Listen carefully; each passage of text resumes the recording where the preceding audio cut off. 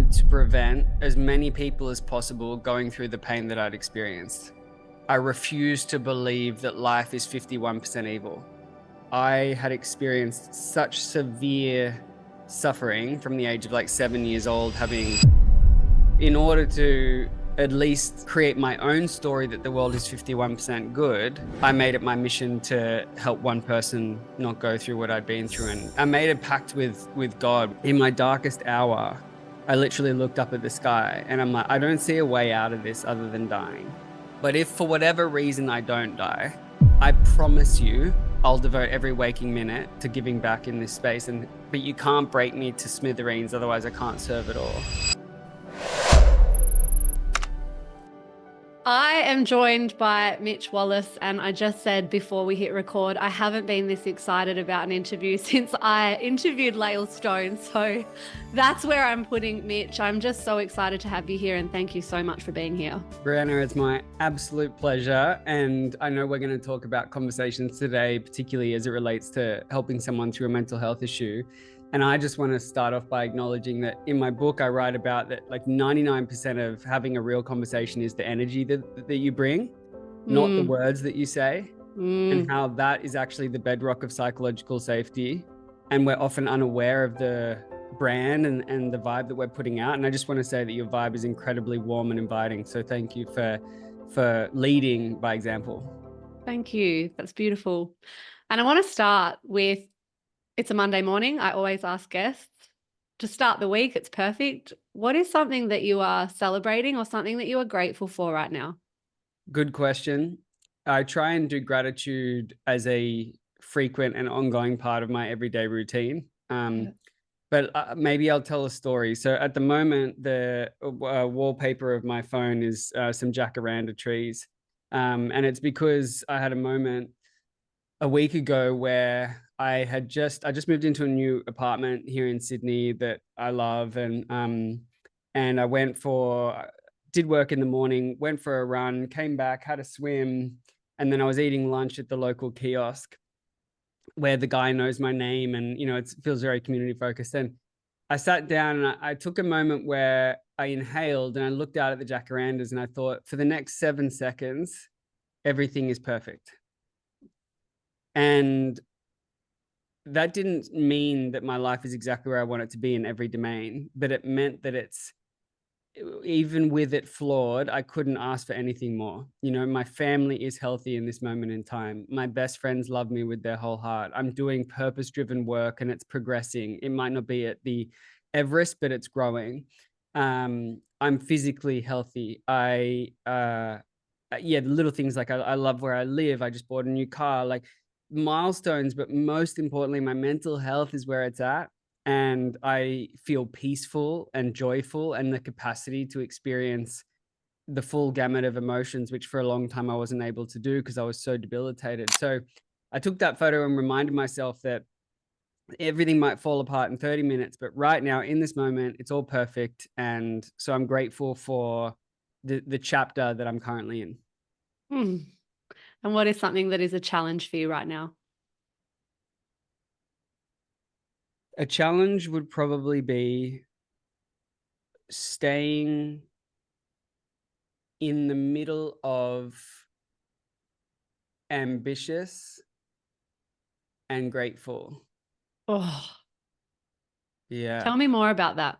I think that moment that I just spoke about is more of a softening than what my brain is hardwired to do, because it's usually go, go, go, achieve, achieve, achieve, fill the void with accomplishments.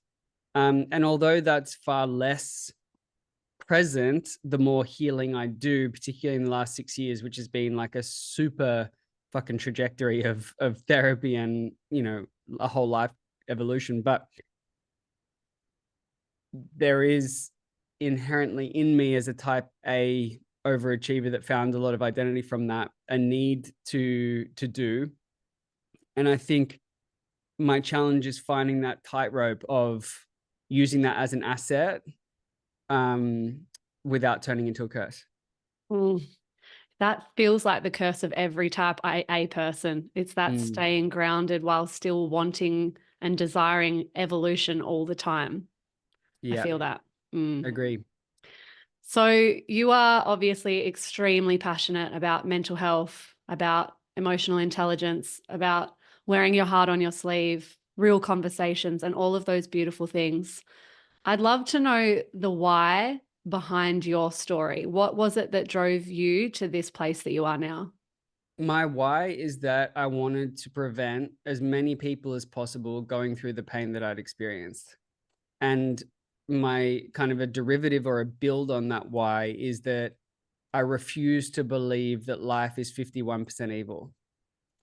And so what I mean by that is like I had experienced such severe suffering from the age of like 7 years old, having acute obsessive compulsive disorder that would see me take hours to leave my bedroom because I'd have to touch a light switch hundreds of times and blink in certain patterns and pray out loud and repeat and have these combustible intrusive thoughts that made me believe that I was possessed by the devil, which I then only repressed and further grew into depersonalization disorder, generalized anxiety, depression, and then eventually suicidal ideation. That by the time I hit rock bottom, which I thought was the end, but was actually the clearing of the start, uh, I I just could not believe that I'd gone through all that for nothing. I wasn't allowed to compute that that was going to be an outcome. Mm. So in order to at least create my own story that the world is 51% good, I made it my mission to help one person not go through what I'd been through, and that's what I do every morning. Is I get up and try and do another effort in terms of investing in another person. And I made a pact with God, which sounds weird, but in my darkest hour, I literally looked up at the sky and I'm like, I don't see a way out of this other than dying. But if for whatever reason I don't die, I promise you I'll devote every waking minute to giving back in this space and being your servant. But you can't break me to smithereens, otherwise I can't serve at all. So part of it is also just like fulfilling the pact. Oh, that is insanely purpose driven. And actually, how old were you when you were diagnosed with obsessive compulsive disorder? 7 or 8. What was that like as a 7 or 8 year old? And how did you find a way to make that, or did you, I guess you did now, what was your journey into turning that diagnosis into something that you mined for treasure and gold? I remember walking out the front of the doctor's office that day and looking up at my mum, my best friend, my life raft, and asking her why is my brain broken? And she started to cry. And I vividly still can go back to that moment of being like, okay, something's very wrong here, and I need to put on a mask so that I don't hurt the person that I love most in the world. Mm. And so I disorganized in a big way and I splintered. And I wouldn't talk to anyone about it except mum for the following probably 15, 20 years. Uh, However, I still did whatever I could to pretend even to her that I was fine in moments where I wasn't. And as I said, it took until breaking point where I would be forced to reconcile that. Mm. And so to kind of keep going on, how did you then turn it into gold? It's a longer story, but the short version is, um, in my in a moment where I thought I was ready to end it all. Other than I always say, like my mom's love was like the life raft that kept me afloat, but I still needed a wave to bring me to shore. And I saw a YouTube video online of a guy wearing his heart on his sleeve, and it was the first time ever that I thought to myself, someone has been where I've been, and they really do understand it at a first person level. And for some reason, it was like unlocking the keys to this prison cell that I'd been in my whole life, where I thought that I'm broken, I'm unlovable, I'm crazy, and that he made me believe that a new reality was possible, and that I could step into the lead character part of my narrative, and that he wasn't by any means the evaporation of suffering, but I believe that most of us will spend our entire life oscillating on the outside of ourselves, disconnected from our reality because we're running away from pain. Mm. And largely the thing that's trying to protect us, but ends up being our worst enemy, is the emotion of shame. You know, shame is the the thing, is kind of like the swelling that goes around a physical wound is there to protect it in some way. But a lot of the main reason people, I saw Gladiator 2 last night, and they said that most people don't die out there in the stadium. They die from the infections from the cuts that they get within the fighting. And I feel like there was a kind of a metaphor to mental health, is like OCD, depression, that's not what buries people. It's the infection that comes around it, usually that of shame.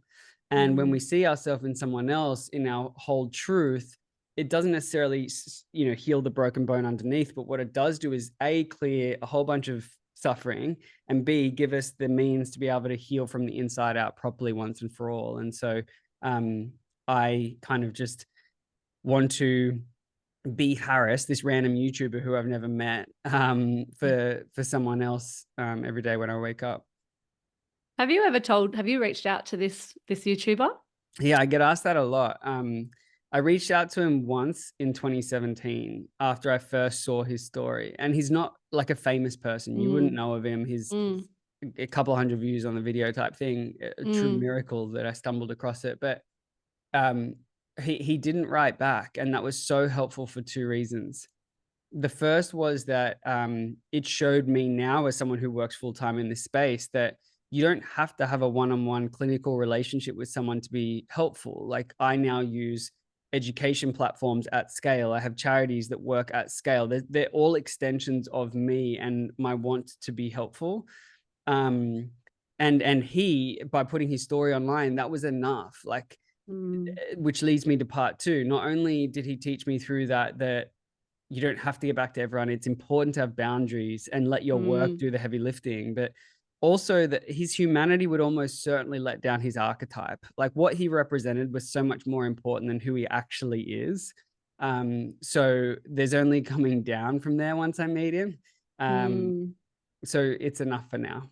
And you mentioned something that I'm quite curious about, is when you got the diagnosis and you're a 7-year-old boy and you see your mum cry, that then led to, oh, I don't want to hurt her. I now want to protect her. I'll make sure that I'm all good and I'm okay because I'm causing pain to my mother, who's my best friend, and I don't want to cause her pain. How does that now relate from the research and the study that you've done for parents who are caring for their children and feel their feelings so deeply? What's the advice there when parents are feeling their kids' pain or their own pain? Are we doing the right thing when we cry in front of them? No, absolutely not. So there's one relationship that selfishly in the whole world should be one way, and that is parent to child. Every other relationship in your life should be two-way. Now, asterisk, when the parent returns to a child state in older years, that is when the baton maybe might hand over to now a reversed one-way relationship. But by virtue of the psychological need for the parent to be vertical from you, not power balanced, and also by the spiritual law that a child didn't ask to be here and is owed nothing. They didn't consent to life. That we aren't responsible for our parents' emotions. So the way that we should be raising kids in, well, at least according to literature, and actually let me change the word should, because it's quite a shameful word and it's loaded. So I'm going to say we might steer our behavior in a direction toward that of inner healing, so that parents don't accidentally bleed on their children that didn't cut them because of unresolved trauma and stories that they quote unquote don't have the time or the willingness to actually heal. But in fact, that lack of willingness is going to be hurting the person you want to hurt least. So I always say there's no easy shortcuts here. It's the hard work that will pay off, which is you going to therapy, you working on your attachment style, you creating the right lifestyle habits, you selfishly protecting your self-care so that you can become selflessly abundant to others, having the right boundaries. So I would say, first of all, parents' job is an inside-out path. Second thing is that we can still absolutely role model vulnerability without turning the roles in reverse. And so what I mean by that is I don't think you should ever cry in front of your children in real time, particularly not below the age of probably 12. Mm. Um, just like how a manager during a massive restructure and layoffs shouldn't be like, holy fuck, I don't know if I've got a job. And then the employees are like, okay, well, what do we do now? We're going to go Mm. into chaos, right? That's anarchy. However, we also don't want leaders of organizations, just like leaders of families, also known as parents, to be robotic and wear steel armor around all the time. In the book, in my book, Real Conversations, I write about the difference between real and raw, and how real is in service to others, raw is in service to self. And raw is helpful when you yourself need assistance, right? So a parent is human. They're going to need help, hopefully, on a somewhat daily basis if they're going through it, you know? So that means they should absolutely cry, and they should wear their heart on their sleeve, and they should take their emotional bleeding, but they should take that horizontally or up, which means to their partner, to their friends, to their therapist, to their colleagues, to their family, um, so that they can get help for that. Real is when we want to be in service to others, which is as a parent showing the child that it's okay to have emotions, it's okay to cry by saying, here's a story. When it's blue sky, when there's solid ground, show them your scars, not the wound. If it's Mm. still pussing, it's not time to show that to your kids. It's time to tell your children about the time that you had that scar, that where you got that scar from. I was Mm. crying, I was upset, I was da, da, da, da, da. Now, eventually, once we get into our later teenage years, it might come closer to active role modeling where you do express emotions in front of your child in a contained way. But every parent knows the difference between expressing in front of them in a safe way that's age appropriate, and I'm falling into my child to hopefully be my savior. That's when the bad thing happens. When there's a felt sense of I need to caretake for you. I love the distinction there too between raw and And real. real. Yeah. Real. And I feel like in some respects, vulnerability almost feels like, and I should say rawness, feels like it's kind of been weaponized in the online space to get more clicks. 100%. And I've been spending a lot of time thinking about whether or not that's a healthy thing. I love that there's a real push for vulnerability, but I'm seeing it used sometimes in a weaponizing way where it's like, just be vulnerable for the sake of being vulnerable, or be raw for the sake of being raw because it gets more clicks. To me, that actually feels unhealthy. Have you got any thoughts on that in the online world? Yeah, absolutely agree, Brianna. And I think it's kind of like, honesty is the best policy. It's like, yeah, but don't be a dick. So, vulnerability is the best policy. Yeah, but also don't do that without some safety, because Mm. otherwise you might injure someone in the process. So, um, honesty, honesty at all costs is just a lazy way of saying that I'm not going to put any context into this and actually use discretion. It's Mm. honesty, but I'm going to do some math around, is this helpful? Is this the right time, place, person? How do I address this? There's a difference between hiding and repressing something and just being like rude and not, having any filter at all. And so I think, if we relate that back to vulnerability, that we can wear our heart on our sleeve. And my charity, with the same name, has an e-learning course around, well, how do you know when it's the right time to share? Am I doing it for me or someone else? What's my seed of intent here? How do I get really curious Mm. about the payoff of this vulnerability? And Brené Brown, the queen of this stuff, talks about that true sharing of vulnerability is always a good thing. But if you haven't shared it with your closest people in a safe way first, then you probably shouldn't be sharing it in a public setting with people you don't know. Love it. And your book, which you've mentioned, to me, the book is a Bible of skills in the realm of emotional intelligence. And that's a Correct. huge cornerstone of a lot of your research, a lot of your work, a lot of what you do. Would you mind, in your words, defining for us emotional intelligence? The ability to feel someone's internal world instead of think on their behalf.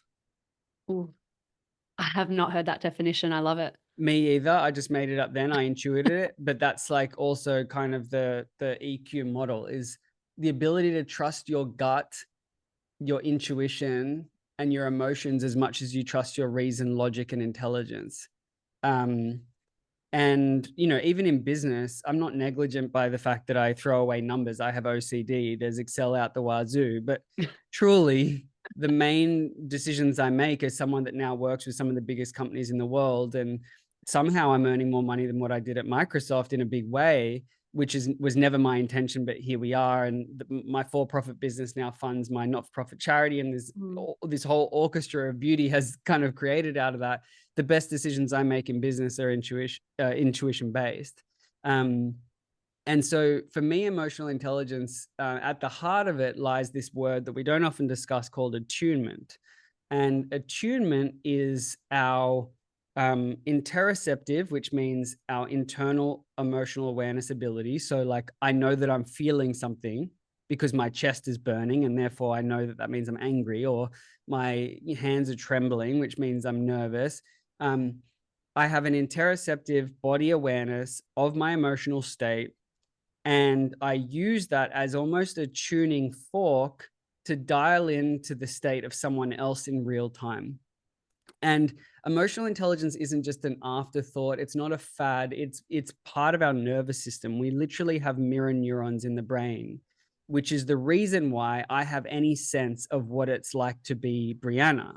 When you give me, unless you're a diagnosable sociopath, psychopath, where you're just literally emulating someone's facial expressions and going, I guess based on years of seeing this, when you raise your eyebrow, that associates a certain emotion. If you don't have psychopathy or sociopathy, then you are feeling literally in your internal body the same emotion as what someone else is, because you rebuild their state in yours as a proxy to relate to them. So emotional intelligence lies at the very center of who we are as humans. And, if we go back anatomically speaking, we are social emotional creatures that have learned how to think, not the other way around. So our hardware has bias toward EQ. It's just that the modern era and the rapid development of the human condition has been so intellectually focused. But at the core, we must have honor and respect for our essence, which is that of a feeling being. So for me, it's kind of calling back to that inside out work. If you want to become more emotionally intelligent toward others, then you build a better understanding of your own emotional world. And why is it important that we do this? If you had to make an argument that emotional intelligence is one of the most important skills that we can learn as young people, as adults, as leaders, as parents, as business owners, why should we? Because emotional intelligence lies at the heart of our ability to connect, and our ability to thrive and survive in life is directly in relation to our ability to connect with others successfully. So let me say that in a more simplified way. Relationships are the heartbeat of life, personally and professionally. They're the number one thing that keeps us happy and the number one thing that prevents us from being sad. So research has proven, Harvard's longitudinal study called the Grant Study, the number one predictor of a high quality life, more than socioeconomic factors, race, religion, location, is who you have in it. Okay.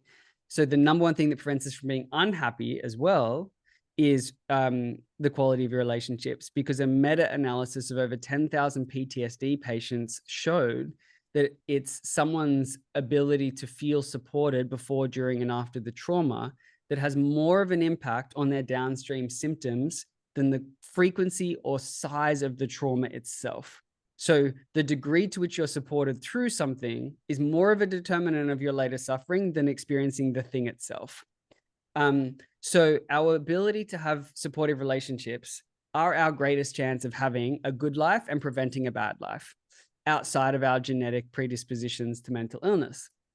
So but so many of us don't know how to connect. We just know how to talk. And my book is all about that nuance of partitioning and teasing out what talking is, which is from our mouth, using our IQ, trying to fix problems, and connecting, which is using our heart, hearing someone and allowing them to feel understood without solving their issues, without making it about you, without silver lining it and being an optimist, without freaking out, without burying your head in the sand. so that we can feel what it's like to be loved again. Because I think a lot of us know what it's like to be cared for in a very practical sense, but so many people are lonely at our soul level because we don't feel known, because we've lost the ability to vulnerably sit in the mud with others. So it's kind of a long way of saying, it seems like a abstract concept to build EQ and embed connection as a core skill, but it's a very, very scientific process of the single best thing you can do to help someone else in their life is learn how to love them in the right way. And something that I've come up against, I'm a big proponent. I do a lot of advocacy around changing the curriculum in Australia, and this is going in the school context.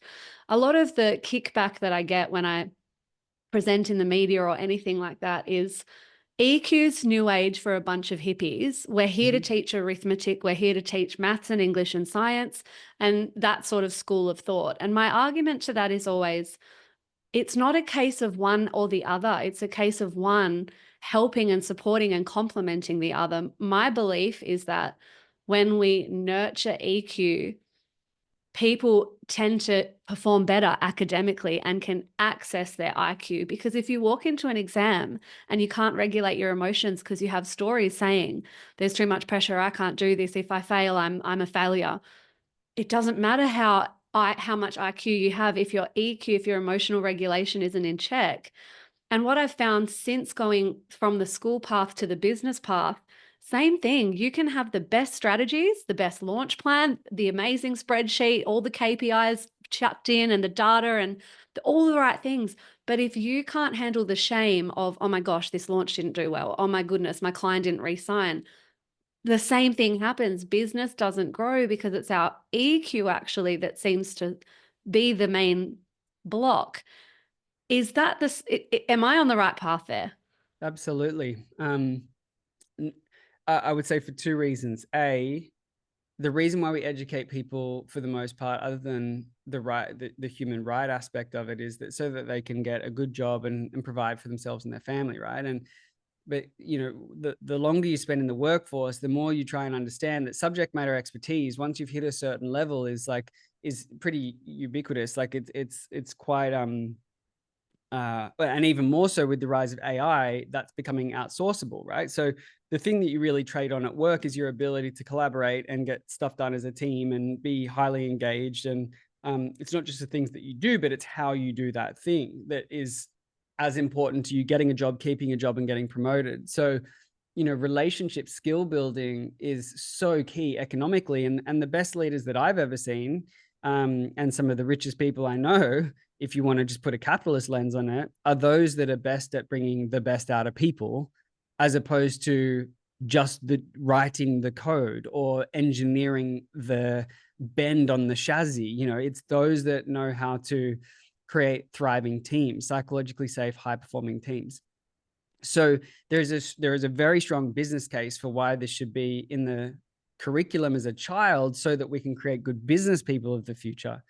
But it's also just, I think, part of our due diligence on us as humans at the moment is to solve the global warming of the health industry. That is, in my opinion, suicide, whereby if it's killing more people between the ages of 19 to 45 in Australia than road accidents and heart disease, and it's the number one public health issue facing Western countries, including the US, then it shows that something at a grassroots level must shift. And things like resilience, mindfulness, self-care, connection should be embedded from an earlier age, as opposed to an afterthought or an app that you download as a 30-something-year-old trying to rectify all the bullshit that's happened for 20 years.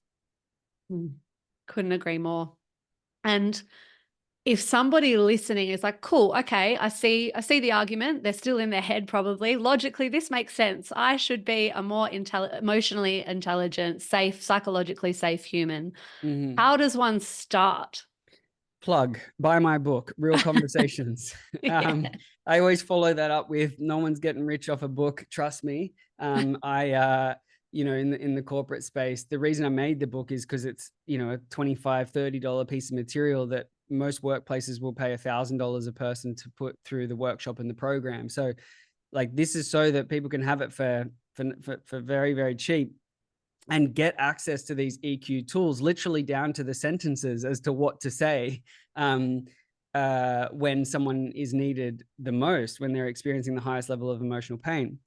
But outside of that, I think, I'm beating on a dead horse here, but sometimes you need to tell someone a message 7 to 11 times before it starts to sink in.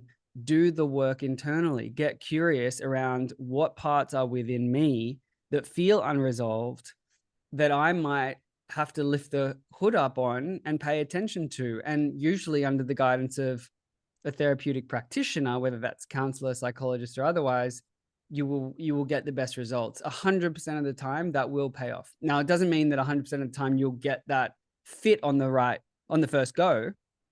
If you go to a counselor and you're like, oh, that wasn't the right person, it doesn't mean the process is broken. It just means that wasn't the right person on the first go, just like how your high school partner might not be your forever husband or wife. It takes some time before you're like, yeah, chemically, this is working. Mm. So get curious internally would be my biggest call to action. Mm. And for the people who are wanting to make sure that they're being a psychologically safe human and they're supporting friends in the mud, you've already mentioned things like problem solving, Mm. optimism, all Mm. of these things that many people might think that's really helpful. Mm-hmm. What are the things that people get, quote, wrong? And I don't want to Yeah. use the word wrong in a shameful way, but what are the do nots of trying to hold space for someone when they're really in the mud?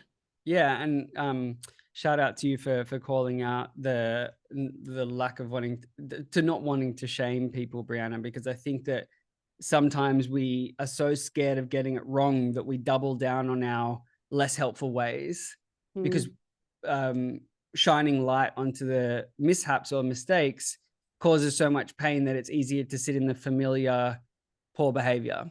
mm, Um, Donald Winnicott, who's a British pediatrician, said that you only need to get it right 30% of the time with your children for them to grow up well adjusted. And I think that's a pretty true law. If even in my book, I say, if you can get this right, one of three, when you're having emotional conversations with people, you're doing bloody well. So I came up with 5 characters of disconnection in my book that I try and help people avoid. And it feels counterintuitive. But we contrast a transactional conversation, which is what people are usually already very good at, the problem solving, fixing type, with a real conversation, which is the technology that's used when it's emotional based to be effective. And that it might be like, shit, I feel like I'm wearing my shoes on the opposite feet. And that's probably the sign that you're in the right territory. So mistake number 1 is being a magician, where you wave the magic wand thinking that I can take someone's pain away by giving them a solution, when actually what they're looking for is your care and your love. And not only are you not giving them help, you're probably making them feel worse, because you're signaling to them that you're a broken object in need of repair and that you can't do it on your own. And the kind of lonely, guilt-ridden, shame-filled part of ourselves that just wanted to be heard and trusted that when it's loved enough, it can solve itself, starts to recluse even more into that moment. So like, the number one reason I see people stuck in magician mode is because they don't trust the power of listening and just caring, because they feel negligent if they don't impart the perfect piece of wisdom. And until someone fully knows that listening is the core intervention of an emotional problem, and that's proven in research, in therapy, even when therapists who have the practical tools, they've gone to school for it, listening is being shown to be the most powerful element of therapy, more than the practical tools. So if you're not a therapist and you don't have the practical tools, it's even more important to stay in the most helpful thing, which is to provide someone the psychologically safe conditions of understanding. But also the reason we stay in magician mode is that we mislabel something as practical when it's emotional. And I like to use the example in a partnership context where your husband, wife, significant other comes home and says, I'm feeling really distant from you at the moment. And you respond with, well, let's go for dinner on Saturday night. And you weren't in a practical conversation just then. That was an emotional conversation that we've mislabeled. What they wanted to hear was, that sounds hard. How long have you felt that? And why do you think that is? They want you to go toward the pain instead of just brush over it and try and take them out of it. And most of the time, the dinner's not even necessary if you Mm. just sit with them in what they want to be understood for. Yeah. So magician mode, dropping the wand and going toward the pain. Number 2 is the thief, which is instantly making it about you and saying same on me too. And this has a really positive intent, just like the magician, where, hey, this is my skill of my trade. I've built this, I've been a problem solver my whole life through school, through work. I've been incentivized and compensated for this tool. And it's not about abandoning that. It's about extending it into a new technology as well. And so, you know, when we're having a real conversation, we want to validate that person's experience before we get anywhere close to our own territory.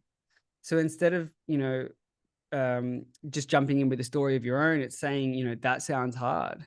And I know that whenever I speak up and someone immediately jumps in a story of their own, especially if it's really heavy, I feel compelled to be there for them when I don't have the calories right now to do that.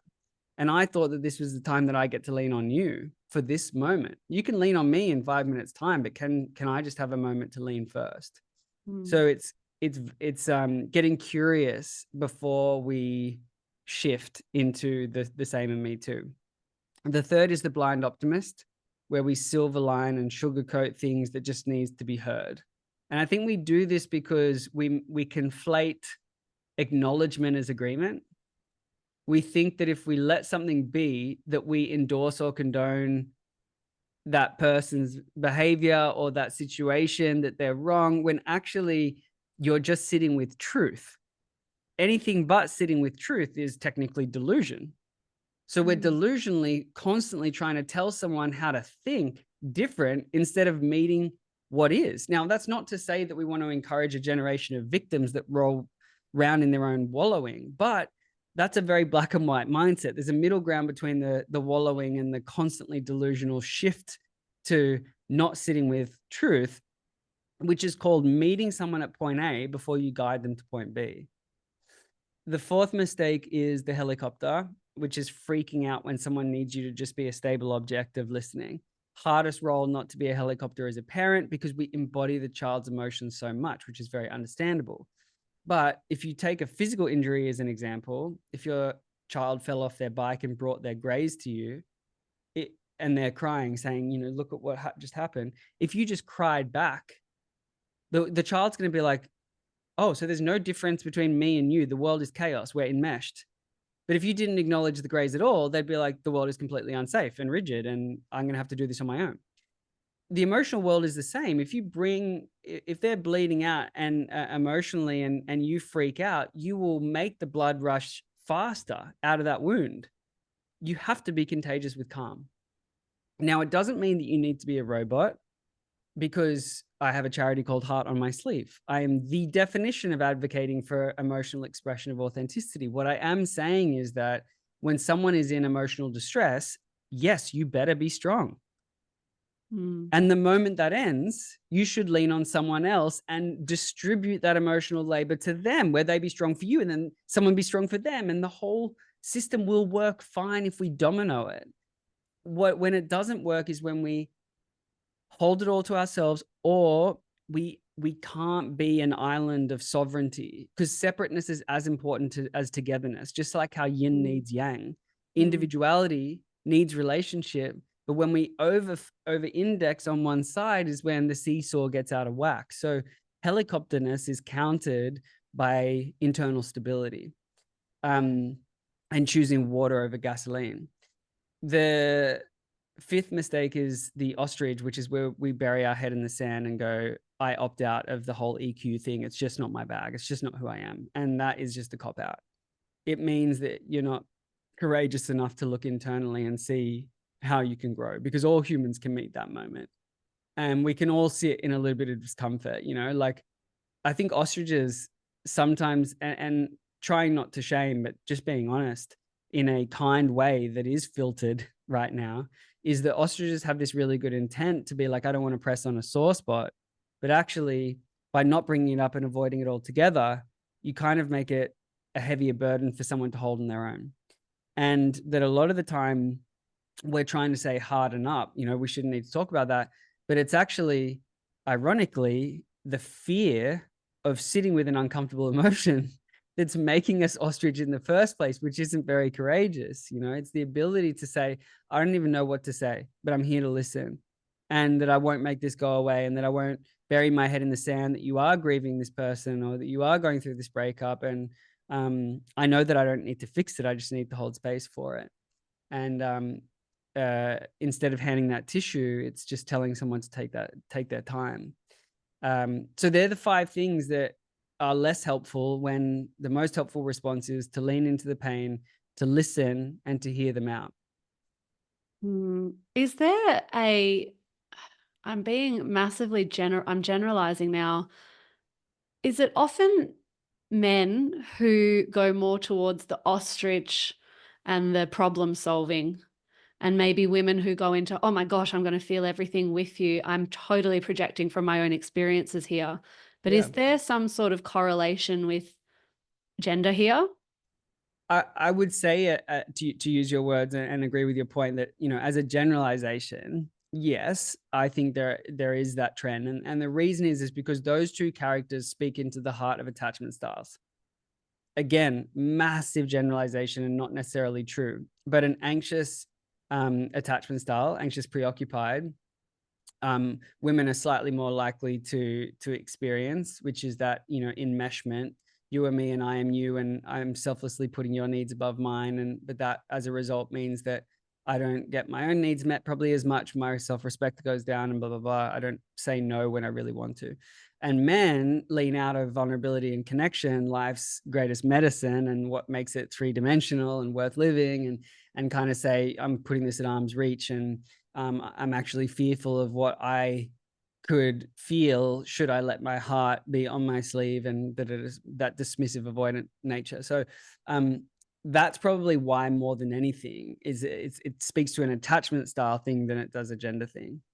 And I've honestly never had so many requests from my clients, who are mostly women, for more programs for men. And I hear so often, I really, really want my husband to meet me, but he just won't. I'm doing all this growth. I'm doing all this healing. I'm learning all of these things. I'm wanting my husband to meet me, and he won't. Do you have any advice for those people about, when you're in relation with someone who goes, that's just not my thing. I'm not an emotional guy. It's not really for me. You go do your thing. What is the advice to the women who are then feeling a little bit either lonely or resentful? First of all, it's really natural to feel both those feelings, loneliness and resentment, in relationships. So I just want to validate that. Second thing is that I do believe that you can't change anyone. Like, that's just a worldview that I come into life with every single day. You can't change anyone, but you can always speak up for your own needs.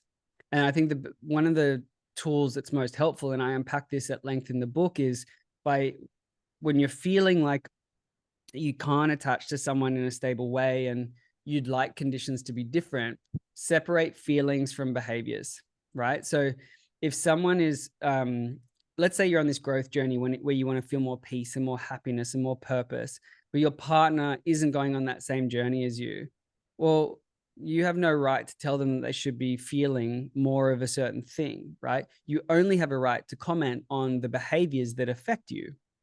So Mm, it's totally understandable to look at a values-based discussion and be like, are we values aligned, if you aren't on an exploration of joy and peace and blah, blah, blah. That's one side, which is there compatibility? That's okay to have a compatibility discussion, but don't make them wrong for not feeling more of an emotion that you personally want to feel. That is your journey. Feel, do your thing, right? Um, so compatibility is one thing. Where you are more in like a defensive position, and where you're like, is this beyond compatibility, but it's, impacting my life, is the way that they behave. And so if their behaviors are, well, they're going out and they're, drinking until all hours and not texting me and coming home late, and I'm trying to talk to them about that, and they're saying that's not for me, or that I would like certain things to happen that will help, make me happy and satisfied, and that's not happening, and the behaviors then aren't congruent, Then it's around working with them on, well, do you have willingness and capacity to meet me on this behavior because of X, Y, Z? And I actually have sentence stems in the book that can help guide that conversation around how to set boundaries or invite people into your boundaries. If there is a repeated, if you're letting someone feel whatever they want to feel, like for example, you can't ever say someone, don't be mad. You say, don't yell. If someone wants to feel angry, sad, whatever, it's their fucking life. It's how the behavior affects you that you get a say on. If someone is constantly has a low willingness and low capacity, because they're two different things, to meet your needs, and those needs are high in that you're not willing to compromise or pivot on them, then you should be thinking about, is this the right person for me? And that's okay. Because there's only two ways mathematically that's getting worked out. They meet you more, or you reduce your need more to get into a green zone.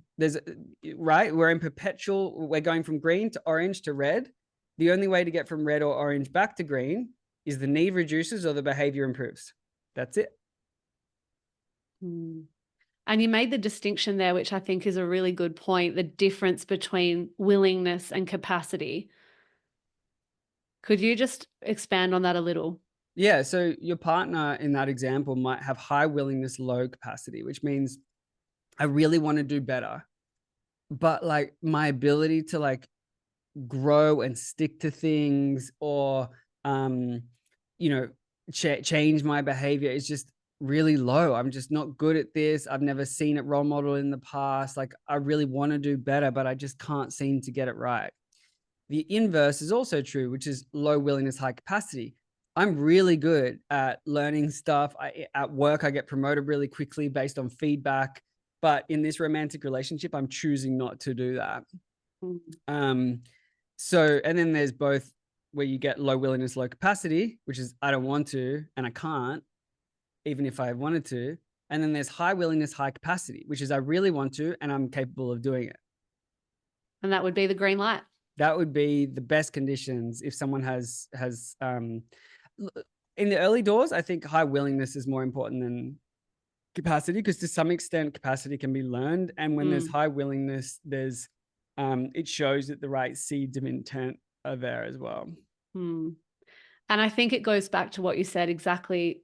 Your main message at the start was somebody is going to be more willing to open up and do the uncomfortable thing, more willing when you're a safe space that's not shaming, blaming, and pointing fingers, because you've done the work to be a grounded and safe human.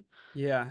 Yeah. And so in that example, it would be that I'm not making you wrong because you're not on the same journey as me. What I am doing is speaking from the I. Here's what I would love more of.